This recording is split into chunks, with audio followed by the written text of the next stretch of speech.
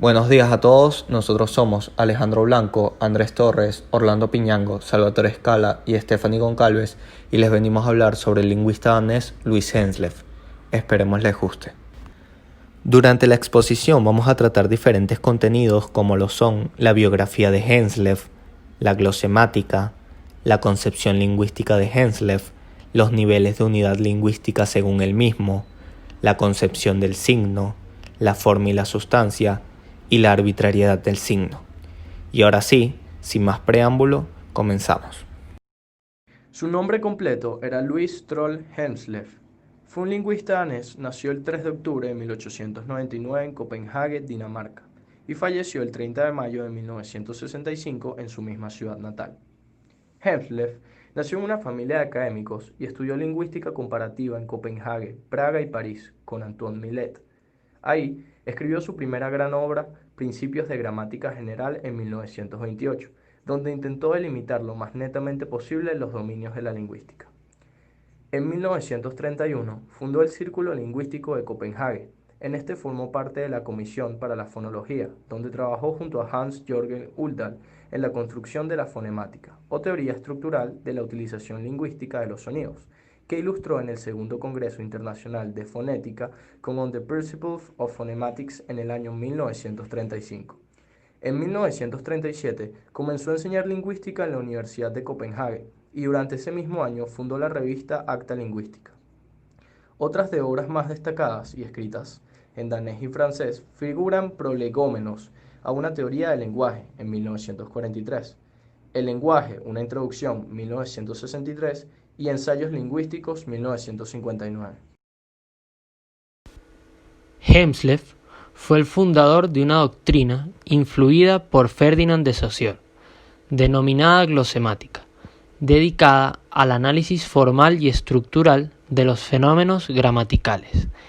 En esta prefigura la corriente estructuralista del lenguaje, sobre todo por su tipología de los sistemas semióticos extralingüísticos. Con esta teoría postula que todas las lenguas tienen en común leyes universales de estructura, que hay un principio universal de conformación, por lo que busca que la glosemática pueda formalizar el análisis descriptivo de todas las lenguas.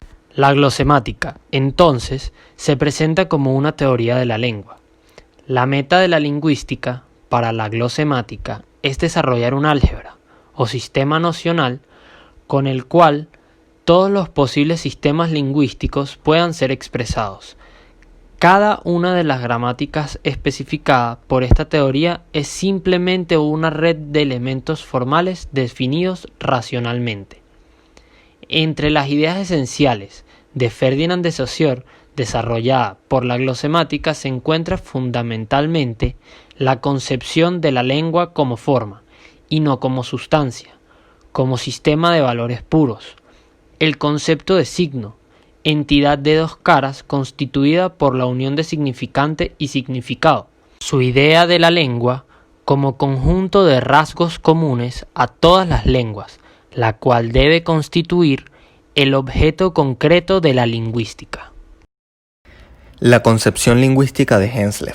La lengua, entendida como objeto exclusivamente formal, es para Henslev una estructura, una totalidad que se basta a sí misma. Se opone, por ello, a otras orientaciones que conciban el lenguaje esencialmente como una función biológica, psicológica, fisiológica o sociológica. De acuerdo con su pensamiento, el lenguaje cumple esas funciones, pero ello de ningún modo agota su esencia, la de ser una estructura, una entidad autónoma de dependencias internas en la que todo se basa en las relaciones. Lo que Henslev propone es una lingüística que solo toma en cuenta las reglas propias del funcionamiento interno de la lengua. Según él, la teoría lingüística debe servir, sobre la base de un número ilimitado de reglas, a describir y a predecir cualquier enunciado sin importar la lengua, ya sea existente o no.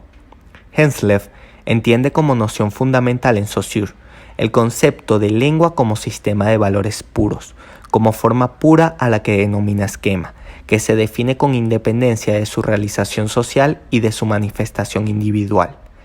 Desarrollando el pensamiento de Saussure y de la logística, Henslef entiende que la lengua lingüística es solo una de las manifestaciones posibles de la lengua concebida en su más amplio sentido, como todo sistema de signos organizado como una estructura de transformación.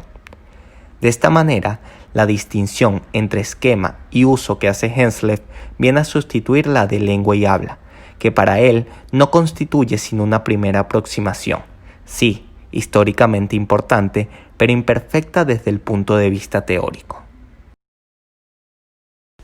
Henslef le da un nuevo nombre a lo que vendría siendo la sustancia y la forma para Saussure.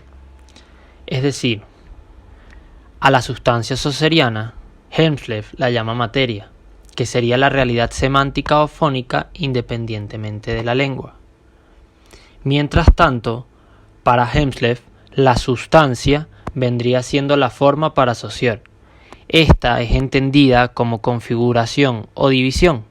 La lengua elabora sus unidades, articulaciones, entre la masa amorfa de pensamiento y la masa indeterminada de sonidos. Henslef establece que un signo es una relación constante de dependencia entre una expresión y un contenido. En estos términos, el contenido representa la masa amorfa del pensamiento y la expresión puede ser ejemplificada mediante una cadena de caracteres lingüísticos, como las palabras. Para Henslef, la solidaridad que existe entre expresión y contenido es tan fuerte y tan cerrada que es imposible que un contenido exista sin expresión o que una expresión exista sin contenido. De hecho, un contenido siempre opera en función de una expresión y viceversa. A estos dos componentes, contenido y a la expresión, se les llama functivos, y la relación entre ellos se les llama función semiótica. Forma y sustancia. Henslef distingue entre forma y sustancia. La forma es el orden de lo puramente abstracto, categorías relacionales que constituyen los sistemas de expresión y de contenido de una determinada lengua, mientras que la sustancia se refiere a las manifestaciones específicas de estos elementos formales. Henslef sostiene que la sustancia presupone la forma, pero no viceversa. La sustancia de una lengua particular es considerada como la manifestación de una forma lingüística dada en un sentido particular. Este último concepto es una especie de material en bruto, susceptible de ser usado para propósitos lingüísticos, pero que no posee un carácter lingüístico en sí mismo. La distinción entre forma y sustancia, Henslef la toma directamente del lingüista suizo Ferdinand de Saussure. Una forma es lo constante, por el contrario, la sustancia es lo variable, son las ocurrencias de una selección entre diferentes clases de objetos. Según su análisis, el signo es una forma, es decir, es posible describirlo empíricamente, pero su sustancia es ontológicamente especulativa. Puede reinterpretarse de forma diferente a como quiso el emisor. Arbitrariedad del signo. Para entender esta nueva concepción de signo, hay que entender que Henslef se apoya en el principio de arbitrariedad del signo.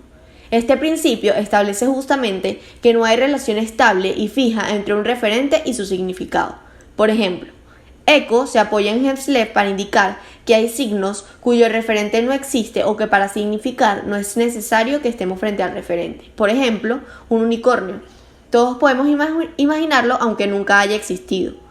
Así, Henslef sostiene que la forma lingüística es independiente de la sustancia mediante la cual se manifiesta, y que la forma solo puede ser reconocida y definida por medio de la abstracción de la sustancia, situándonos en el terreno de la función. En resumen, Henslef en el terreno del lenguaje alcanza el ideal más elevado de la ciencia de hoy, formular los hechos lingüísticos en un lenguaje matemático, excluyendo el mundo de las significaciones y la materia. Para ello, a lo largo de su trabajo en la ciencia del lenguaje, une el legado de Saussure con las tendencias científicas contemporáneas. Logra construir así una lingüística como una ciencia conceptual autónoma capaz de heredar, reinterpretando así los conocimientos adquiridos por la lingüística precedente desde puntos de vista distintos.